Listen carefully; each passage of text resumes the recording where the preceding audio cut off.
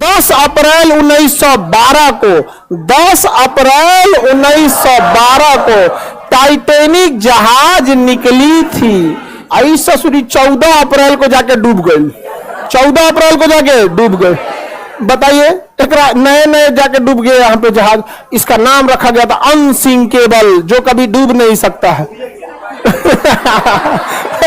पहले यात्रा में डूब गया यहाँ पर। रीजन था उसका, समझिए ध्यान से। ये साउथहैम्पटन से निकला, एकदम फर्स्ट क्लास निकल गया था। जब यहां पहुंचा तो ये है आपका बफिन की खाड़ी। यहां से निकली थी लेब्राडोर की ठंडी जलधारा। ये एरिया को बर्फ बना देती है। तो इस एरिया में बहुत ज्यादा बर्फ रहते हैं, बहुत ज्यादा बर्फ। इसे यहां के कैप्टन थे टाइटैनिक के, विलियम मडोक। इन्हें वार्निंग दिया गया था कि बर्फ बहुत ज्यादा है, संभल के चलिएगा। जिसने वार्निंग दिया था ना, उनसे इनका स्टूडेंट लाइफ में थोड़ा सा नहीं होता है, ईगो अनसिंकेबल, धाए दे लेके चल दिए। मौसम धुंधला था, उस समय रडार नहीं हुआ करते थे। रडार न होने की वजह से विजुअल अप्रोच करना पड़ता था, दूरबीन से देखना पड़ता था कहीं बर्फ तो नहीं है। अचानक से इन लोग को धुंधला धुंधला दिखा, देखा ध्यान से कि बाप रे बाप, बर्फ है। बर्फ बर्फ की खासियत है, जितना दिखता है उससे 9 गुना नीचे होता है। बर्फ का दिखने वाला भाग 1/10 और अंदर रहता है 9/10, यानी 10 भाग में 1 भाग दिखता है और 10 भाग में 9 भाग अंदर है।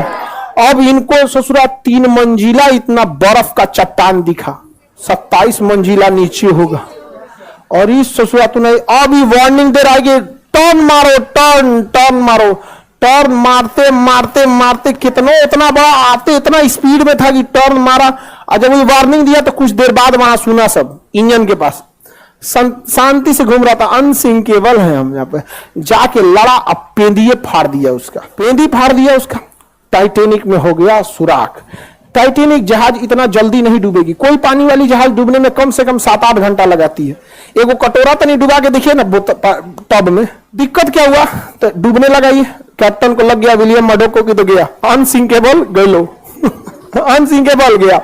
उसने कहा कि इवैक्यूएट, खाली कराया जाए। क्या किया जाए? खाली। तो जितने बिजनेस क्लास वाले थे, अमीर लोग, जिनका किराया लाख रुपया था, उनको पहले लाइफ बोट में भरा गया।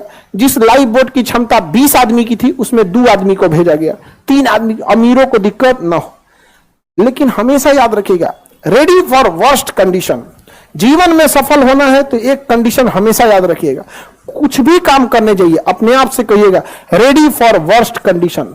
सबसे बुरे समय के लिए तैयार रहिए। और हम हिंदुस्तान वाले काहे डूबते हैं? एगो दुकान खोलेगा, कहेगा कि अच्छा खर्चा है 30,000, 50,000 तो आइए जाएगा। अरे यार, तुम अच्छे कंडीशन के लिए रेडी हो, रेडी फॉर वर्स्ट कंडीशन। 30,000 का खर्चा, अगर 10,000 भी नहीं आया और ऐसा 6 महीना अटक गया, लॉकडाउन लग गया, व्हाट विल यू डू?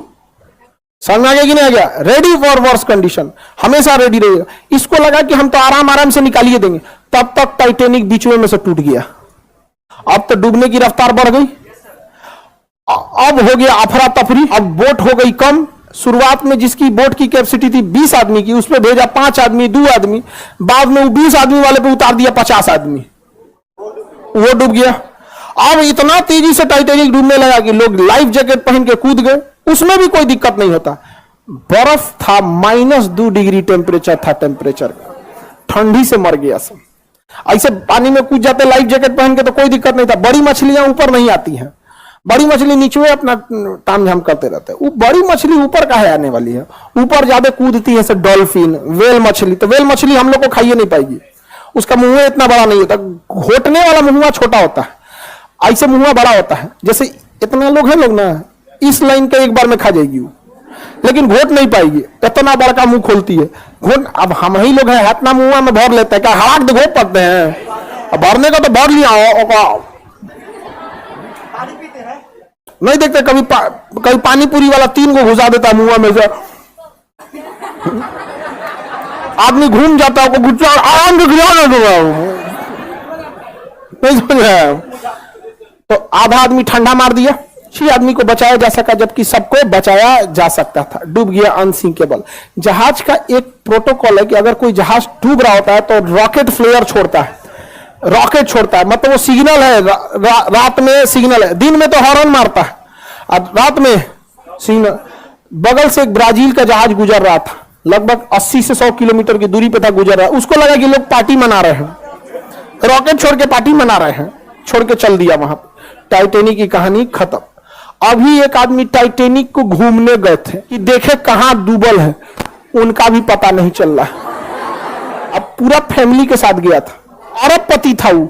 छोट मोट का तो छोट मोट आदमी घूमने के नाम पे ननिहाल चल जाता, नहीं जाना और कौन चीज आएगा वहां। अरबपति तो गए थे टाइटैनिक देखे, जा टाइटैनिक देखने।